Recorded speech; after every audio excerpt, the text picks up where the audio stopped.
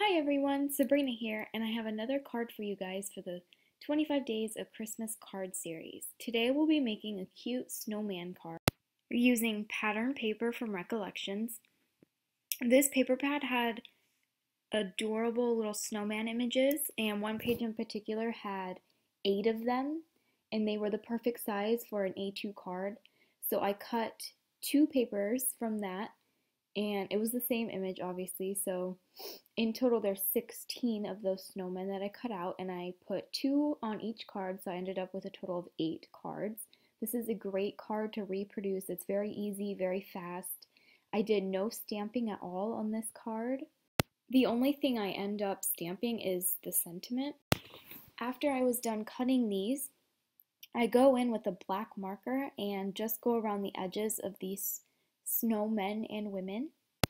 I knew that these would be the vocal image of the card, so I wanted them to look as neatly cut as possible, and the black marker kind of just perfects it a little bit.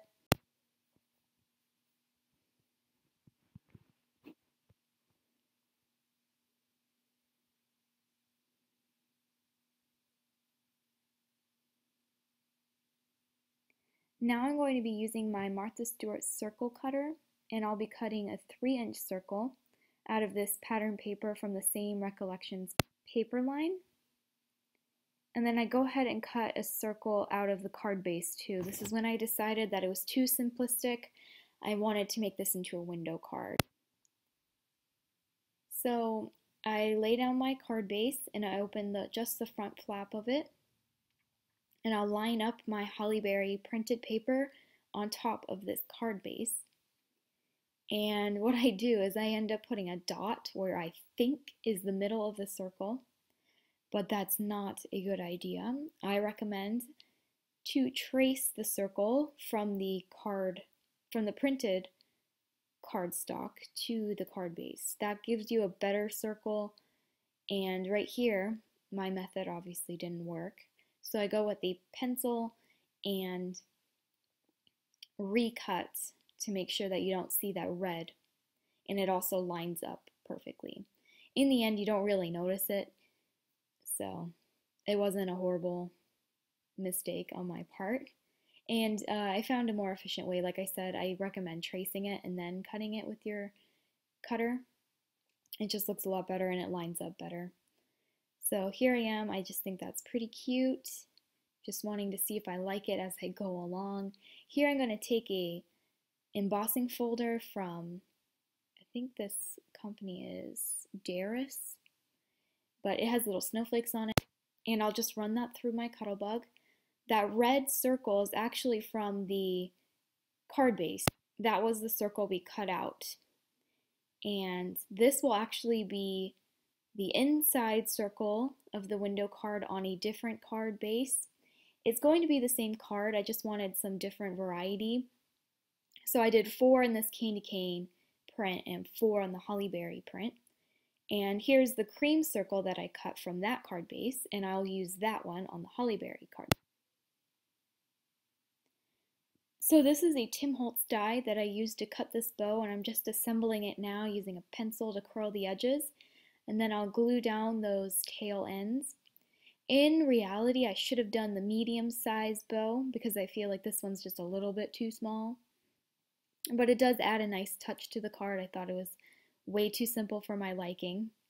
So I really like this effect, and I end up going over it with Wink of Stella to add a little bit of shimmer to match with the card base. So I do the cream bows and I also do the red bows for both of my cards.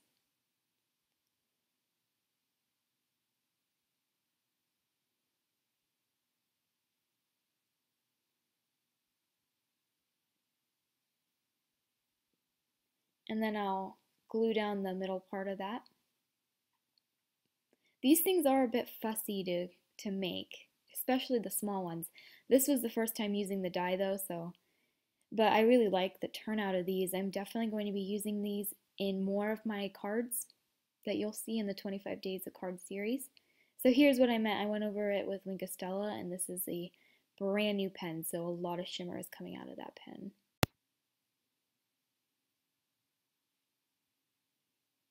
At this point, I thought it was still too simple, so I rounded the corners on all of them.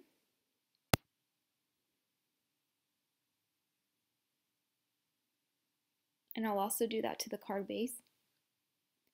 So here I end up putting pop dots on my little snowmen. That gives a really nice dimension, especially when you close the card because they're still popping out at you even though they're on the inside. I'll go ahead and add some pop dots to the girl snowman. And then when I put everything together again, I still was not happy with this card. Still too simple. Here I'm adding glue. Glue I seriously recommend if you're doing a window card. This just gives you some wiggle room to get good placement on the card. And then I'll go ahead and adhere the base. And at this point I still thought it was too plain, too simple.